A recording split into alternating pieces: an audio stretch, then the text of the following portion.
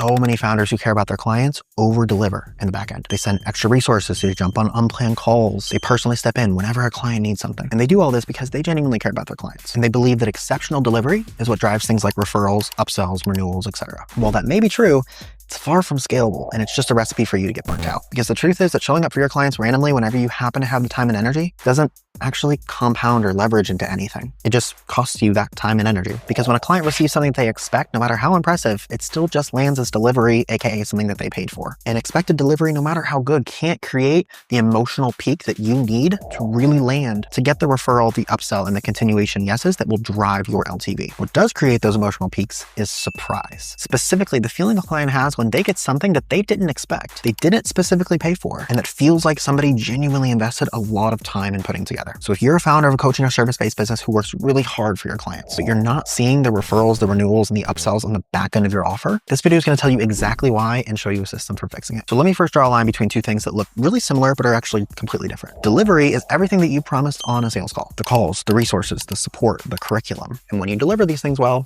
the clients are satisfied. But satisfaction alone doesn't make somebody pick up the phone and say, hey, you really need to talk to XYZ because they helped me do this. And satisfaction alone doesn't get you a yes to an upsell offer that will make you twice as high of a margin as your initial offer. Unmarketed delivery is different. It's something you do for a client that they weren't expecting, that they didn't pay for specifically, and most importantly, looks like a lot of discretionary effort on your part. And the keyword is looks, because the magic of the system is just because it looks like a lot of discretionary effort doesn't mean it has to be. It can feel spontaneous, but you knew you were going to do it all along. And a client who receives something they didn't expect at the moment of their highest belief in you and your offer, they're not sitting there thinking, oh, cool, that was what I was sold. They're thinking, wow, I can't believe they went above and beyond like this for me. And that feeling is what drives renewals, upsells, and retention. So here's the formula. Unmarketed delivery means promising the floor, delivering slightly above the floor, as everybody should, just in good practice, and using everything above it as a design surprise that's baked into your fulfillment. And you never mention these moments pre-sale. They don't appear on your sales page, your landing page, your pitch, anything. But internally, they're standard operating procedure. So I want to give you some very tactical examples of specific unmarketed delivery moments that I've personally installed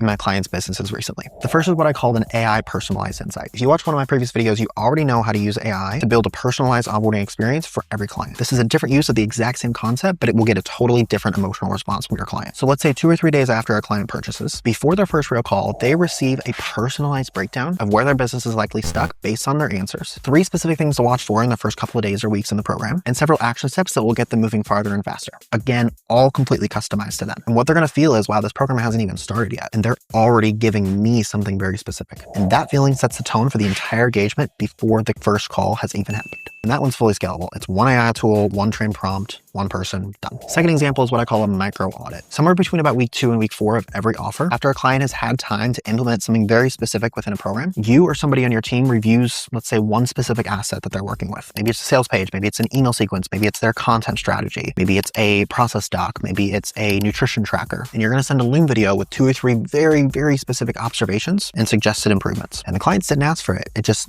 arrives. And it's going to create a feeling of, wow, I got consulting or extra one-on-one that I didn't pay for. And everybody thinks one-on-one is way more valuable, so might as well use it. And the thing is, the observations do not have to be earth-shattering. It's simply just a signal that somebody is paying attention to the hard work that they're doing versus making them feel like they're just one of 50 clients that somebody happens to be managing. Third example is what I call a milestone experience. This is the most emotionally powerful of the 3, and it's the most differentiated from anything happening in the online business space right now. Somewhere between about months 1 and months 2 of your program, you make a surprise commitment on the client's behalf. It's something that creates a future event that they want to be ready for, that they can use your offer to get ready for. And the cost of it is going to be baked into your program economics, but the experience feels like you went above and beyond. An example in a B2C setting is, let's say it's a fitness program that books a photo shoot for their client 6 months out, and you get to call the client and tell them, and it really reinvigorates their commitment to the program because they're like, hey, I got to look hot for this photo shoot. As a B2B example, let's say you book somebody a speaking slot at a live in-person event, or they're featured in a really big newsletter or podcast that's not your own, or maybe they get a personal customized asset that's built specifically for them, but